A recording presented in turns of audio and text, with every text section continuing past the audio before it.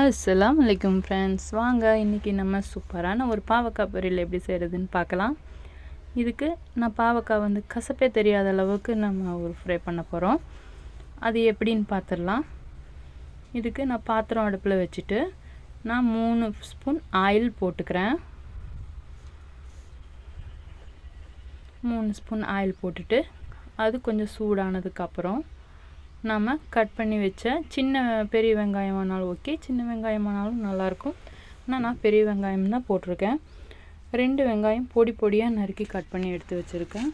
போட்டு உள்ளே நம்ம நல்லா ஃப்ரை பண்ணிக்கலாம்.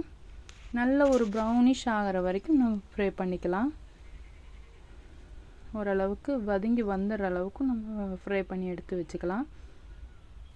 நல்லா வதங்கி வந்துருச்சு. இதுக்கப்புறம் நம்ம பாவக்காய் போட்டுக்கலாம். நான் 1/2 கிலோ பாவக்காய் போட்டிருக்கேன் ஃப்ரெண்ட்ஸ்.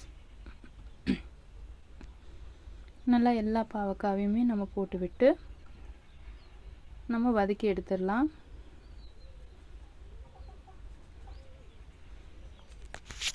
இந்த வாசனையே நல்லாயிருக்கும் ஃப்ரெண்ட்ஸ். அந்த கசப்பு வாசனையும் போயிடும்.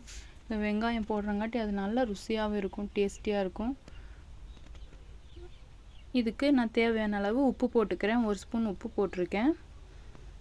அதையும் போட்டு வதக்கி விட்டுடுங்க. அதுக்கப்புறம் மஞ்சத்தூள் 1/2 ஸ்பூன் போட்டிருக்கேன். அதையும் நல்லா வதக்கி விட்டுடுங்க. ஏன்னா உப்பு ஸ்டார்டிங்லேயே போடும்போது நம்ம ஃப்ரை பண்ணுற வரைக்கும் நல்லா அது பிடிக்கும் எல்லா காய்கள்லேயுமே. இதுக்கப்புறம் தனியாத்தூள் நான் 1 ஸ்பூன் போட்டிருக்கேன். மிளகாத்தூளும் நான் 1 ஸ்பூன் போட்டிருக்கேன். இது நல்லா வதக்கி விட்டுறலாம். காரம் அதிகமாக தெரியும் போது, அதாவது புகை வந்துடும், அந்த காரத்தில் இருமலெல்லாம் வரும் குழந்தைங்களாம் இருந்தாங்கன்னா.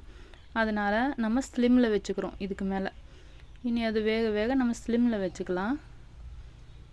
இப்போ கொஞ்சம் ஆயில் நம்ம சேர்த்து போட்டுக்கலாம். நான் மறுபடியும் ஆயில் ஒரு 2 ஸ்பூன் 1 ஸ்பூன் அளவு நான் போட்டிருக்கேன். போட்டுட்டு நம்ம வதக்கி விட்டுறலாம். வதக்கி விட்டுக்கிட்டே இருப்போம். நல்லா வதங்கி வந்துகிட்டே இருக்குது. ஸ்லிம்மில் தான் ஃப்ரெண்ட்ஸ் நான் வச்சுருக்கேன். ஸ்லிம்மில் வச்சே நம்ம வதக்கி எடுக்கணும். பாவக்காயும் வேகணும், அதே நேரம் டேஸ்டியாகவும் இருக்கும். இந்த வெங்காய வாசனை நல்லா ருசியாக இருக்கும் ஃப்ரெண்ட்ஸ். கண்டிப்பாக ட்ரை பண்ணி பாருங்கள் இந்த மாதிரி ஒரு முறை. நல்லா வதங்கி வரட்டும். நம்ம இப்போ என்ன பண்ணுறோன்னா மூடி போட்டு மூடி வச்சுக்கலாம். ஒரு 2 மினிட்ஸ்க்கு ஒரு முறை நம்ம ஓப்பன் பண்ணி மறுபடியும் ஃப்ரை பண்ணி விட்டுக்கலாம். பாருங்கள் ஃப்ரெண்ட்ஸ், நல்லாவே வதங்கி வந்துருச்சு. வெந்துருச்சு காய். மறுபடியும் நல்லா ஒரு திருப்பி விட்டுக்கலாம். அடி பிடிச்சிட்ருக்கு இல்லைங்களா, அதனால் அடிக்கடி திருப்பி விட்டுக்கலாம்.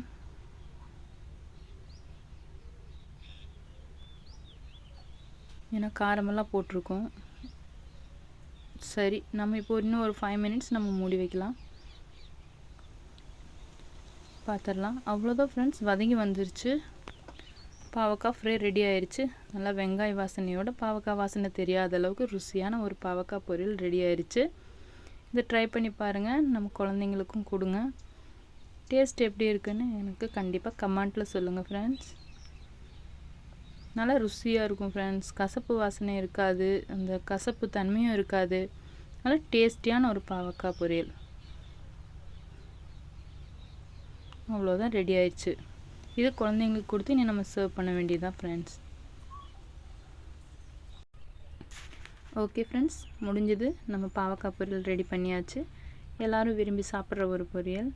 ரசம் சாதத்துக்கு செம்மையாக இருக்கும்.